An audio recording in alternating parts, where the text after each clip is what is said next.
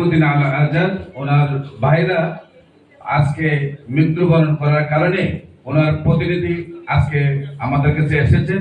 আমাদের মধ্যে প্রধান বক্তা হিসাবে উপস্থিত রয়েছেন বাংলার কবি সাহিত্যিকের এক উজ্জ্বল নক্ষত্র, কবি মঞ্চের সম্মানিত সভাপতি, আমাদের আজকে অনুষ্ঠানের প্রধান বক্তা কবি মাহমুদুল হাসান নিজামী, যিনি প্রায় শতাধিক বিভিন্ন ভাষায় বই লিখেছেন এবং বিভিন্ন ভাষার গবেষক, বিভিন্ন ভাষায় কথা বলতে পারেন কবি মাহমুদুল হাসান নিজামী সহ আমার নেতৃবৃন্দ যারা আছেন সবাইকে আমি সংগ্রামী সালাম জানাচ্ছি। আসসালামু আলাইকুম ওয়া রাহমাতুল্লাহি ওয়া বারাকাতুহু। সর্বপ্রথমে লক্ষ কোটি শুকরিয়া জ্ঞাপন করছি মহান রাব্বুল আলামিনের দরবারে, যিনি আমাদিওকে এতগুলি ওয়াহাবি তাবলিগি জামাতি রাফিজি খারেজি শিয়া মুতাজিলা আহলে হাদিস নামে অনেকগুলি আরো অসংখ্য নাম না জানা আকীদা সংগঠনের মধ্যে এক দল আরেক দলে যে বিভেদ সৃষ্টি হয়ে যায়, আমরা এই দেশের মধ্যে যেমনি ভাবে দেখতে পাচ্ছি দল করতে গিয়ে সেরে আমাদের দেশে এক দল আরেক দলে যেভাবে বিভেদ সৃষ্টি হয়, তেমনি ভাবে ধর্ম পালন করতে আমাদের এক ধর্ম পালন করতে আমরা আরেক ধর্মের সাথে বিভেদে চলে যাই, এমনকি আমাদের আপন ভাইকেও আমরা হত্যা করি, এমনও ঘটনা রয়েছে। আমরা দেখতে পাই এই বিভেদের কারণে সারা বাংলাদেশ নয় সারা পৃথিবী জুড়ে মারামারি, কাটাকাটি, হানাহানি, চুরি, ডাকাতি, রাহাজারি, খুন খারাপি, নারী নির্যাতন, নারী হত্যা ও অমলান বিরাজমান করছে। সেইখান থেকে আমরা সেই মানুষকে শান্তির পথে নিয়ে আসার জন্য আজকে ইসলামী সমন্বয় পরিষদ যে উদ্যোগ গ্রহণ করেছে, বিশেষ করে ধর্ম, বর্ণ, আকীদা, রাজনীতি হবে যার যার, বিশেষ করে জাতীয় এবং আন্তর্জাতিক বিষয়ে আমরা সকলে ঐক্য হয়ে বাংলাদেশ ইসলামী সমন্বয় পরিষদের সাথে এক হয়ে কাজ করব। যে যেখানে রাজনীতি যে দলই করুক না কেন, যে যে ধর্মই পালন করুক না কেন, যে যে বর্ণীয় হোক না কেন, যে যে আকীদা বিশ্বাসী হোক না কেন, আমরা ইসলামী সমন্বয় পরিষদে আসলে আমরা সেটা ভুলে যাব। আমরা একটাই পরিচয় থাকবে, আমরা ইসলামী সমন্বয় পরিষদের উদ্যোগে জাতীয় এবং আন্তর্জাতিক বিষয়ে আমরা কথা বলবো।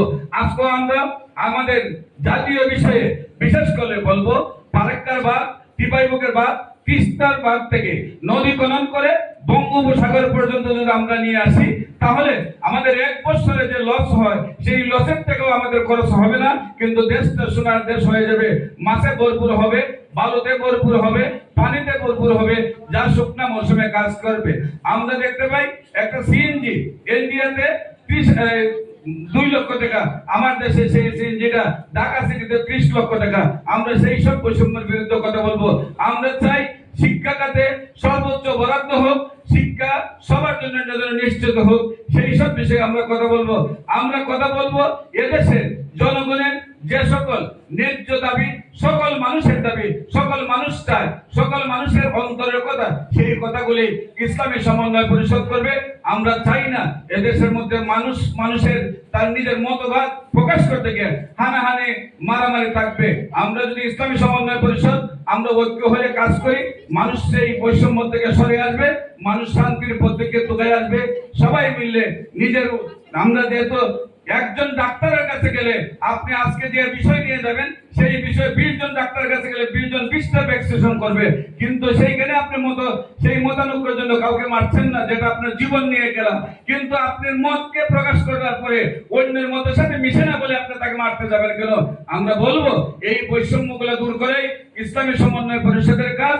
আমরা আপনাদেরকে সবাইকে সহযোগী হিসাবে চাই।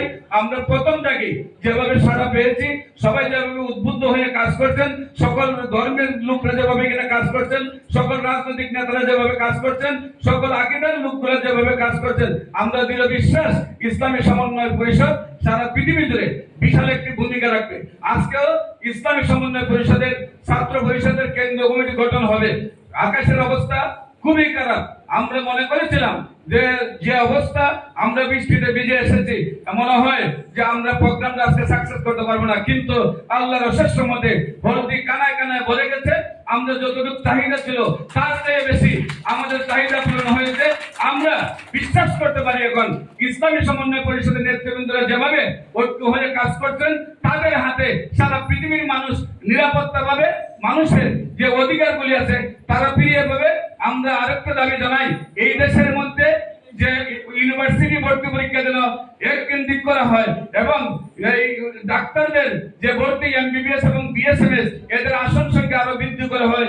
এই দাবিগুলো রেখে আজকে আপনারা যারা উপস্থিত হয়েছেন আজকে সবাইকে ছাত্র পরিষদ গঠন করাতে সহযোগিতা করবেন এই আশা ব্যক্ত করে আমি বিদায় নিচ্ছি। সবাইকে ধন্যবাদ। আসসালামু আলাইকুম ওয়া রাহমাতুল্লাহি ওয়া বারাকাতুহু।